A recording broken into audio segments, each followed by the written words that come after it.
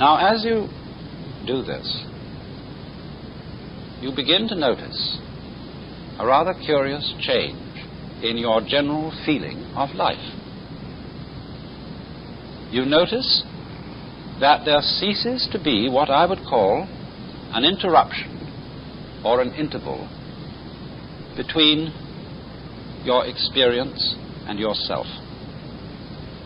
You see, in our ordinary way of using our minds, the chronic sense of strain, the chronic attempt to think about and make sense of what we are feeling, is what we call our ego. If you say, I experience my own existence, I am aware constantly of a knower behind and receiving all that is known, then you get this chronic sensation of there being an I, a self, who has all these experiences, and that I or self is what we call the ego. And this chronic sense of strain is our, you might call it our psychological blocking against our experience. The thing that seems to divide us from an external world, from the whole universe. But when in this way the interval begins to diminish, we begin to experience our world as ourselves. There is no interval, there is no interruption between the knower and the known. Just as when we are completely absorbed listening to music or dancing to music, we are not aware of our separation from it. We go right with it. And so, in the same way, when the mind responds instantly to what the senses bring, it seems almost as if the mind and what it experiences were one and the same. Now, in a way, of course, this is actually true. We can understand this theoretically, but we don't ordinarily really feel it. For example, you know the old saying, if a tree falls in a forest with nobody listening to it, will there be any noise? Perhaps you know the limericks in which this problem is posed. There was a young man who said, God, I find it exceedingly odd that a tree, as a tree, simply ceases to be when there's no one around in the quad. And the answer was, young man, your astonishment's odd.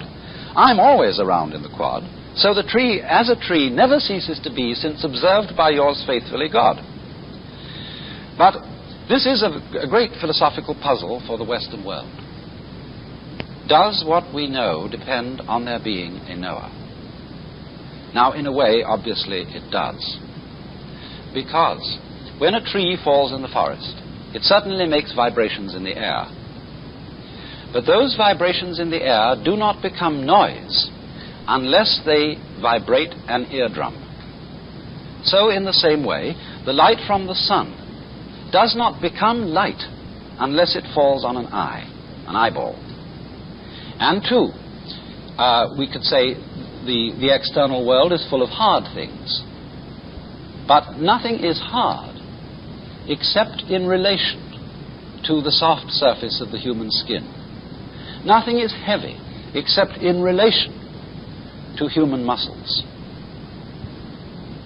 So if there is not a human organism, the world does not appear to us at all as having any of the characteristics which we attach to an external world. In other words, we could say, the sun is light, but only because of eyes. Rocks are hard, but only because of soft fingers. Falling rocks are noisy, but only because of sensitive human ears. We cannot form any idea at all of what the world would be like without an observing mind. Even such things as duration, the span of time, depend upon the human mind to appreciate them. Space depends on a human mind to observe the world from a particular position and so know that there are things which are distant from it. Without this mind, there could not be any world that we could think about or conceive or imagine in any way whatsoever. And so this shows in a very clear way that our mind and the external world go together. They are inseparable differences. Taking a cigar which has two distinct ends, but you cannot separate those ends. If I would want to take one of these ends off and break the thing and throw it away, it would still have another end. There would still be two ends there. I could never get rid of the situation of it having two ends. So you see that although the two ends are different, there is just one object. And so in the same way, although there is a difference, in a way, between the knower and the known, between man and the world, nevertheless, these two go together, and they are fundamentally inseparable. And therefore, when our consciousness is responding instantly, without any interval or interruption, without any, shall we say, stopping to think about it, then we have a situation in which we are actually realizing, we are actually feeling the true physical relationship which exists between man and his environment. And this we could call the experience of oneness or unity with the universe, which is the function of meditation. Now, I think it's not difficult to see some very obvious values in this. Because, well, if we live entirely in a world of thought, all the things that we pursue in life tend in a way to become arid and unsatisfactory, because we are living in an abstract world. In other words, nobody in his senses is going to eat a menu instead of dinner. Nobody in his senses is going to try and get a satisfactory diet off dollar bills. And yet, you see, dollar bills and menus stand in the same relation, on the one hand to wealth, on the other hand to dinner, the same relation in which thought stands to reality. They represent it. They symbolize reality, but they are in no sense substitutions for it. Yes, you can do a great deal of things if you have a lot of dollar bills, but unless you exchange those dollar bills into real concrete worth, they are of no value to you. And so in the same way, if we try to live in the world of pure thought, we begin to feel a strange, unsatisfactory quality to the world. And this living in pure thought is not something that is only done by, professors and intellectuals and thinking people. Perfectly ordinary people often live in the world of pure thought. As, for example, when we pursue certain goals in life, when we say, I want to be successful, I want to be happy, these are really abstractions. Because supposing you become enormously wealthy and you're able to afford 3 cars and 6 houses, you can't drive in 3 cars at once. You can't live in 6 houses at once. You have a symbol, which we call prestige, of your status. But that is an abstract symbol. You can't eat prestige. You can't eat success. And so, to overcome that kind of beguilement by the fantasies of thought, not thinking is an important adjunct to thought. To be able, every so often, to cease the hubbub going on inside one's head and to let talking to oneself stop and come to stillness.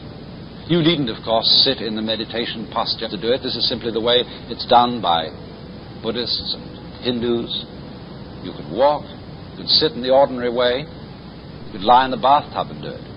You can lie on your back in bed before you get up in the morning and do it. Just let your mind alone and stop trying to make sense of the world, so that there is really something to think about other than thought itself. It's like if we wrote books about nothing but books. This is, I'm afraid, what a great deal of scholarship is. Books about books about books. So in this way, through meditation, we come to that kind of profound peace which is exhibited in the faces of the Buddhas. I remember particularly some words by Lafcadio Hearn, in which he gives a marvelous description of the whole attitude which these faces represent. Each eidolon shaped by human faith remains the shell of a truth eternally divine, and even the shell itself may hold a ghostly power. The soft serenity, the passionless tenderness of these Buddha faces might yet give peace of soul to a West weary of creeds transformed into conventions, eager for the coming of another teacher to proclaim, "I have the same feeling for the high as for the low, for the moral as for the immoral, for the depraved as for the virtuous, for those holding sectarian views and false opinions, as for those whose beliefs are good and